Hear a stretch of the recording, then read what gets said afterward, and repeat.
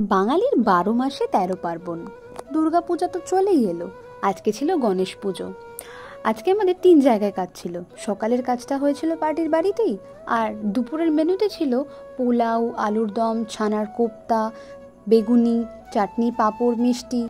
এর আগে কখনো গণেশ পুজোয় আমাদের এলাকাতে ঢাক বাজতে শুনিনি, তবে আজ সকাল থেকেই গণেশ পুজোর জন্যই ঢাক বাজছে। সত্যি মায়ের আসতে আর বেশি দেরি নেই। দুপুরের খাবার পাঠিয়ে আমরা রাত্রের খাবারের জন্য প্রস্তুতি নিলাম। রাত্রে আমাদের মেনুতে ছিল খিচুড়ি, আলুর দম, চাটনি, পাঁপড়, মিষ্টি, পায়েস। বেশ কিছুদিন ধরে বৃষ্টি হওয়ার জন্য বেশ সমস্যা দেখা গেছে।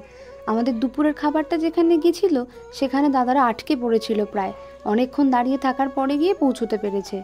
তাও ভালো, তারা সময় মতো সব খাবার দিতে পেরে ফিরতে পেরেছে। তাই জন্য আমাদের রাত্রের খাবারে তো আর কোনো অসুবিধা হয়নি।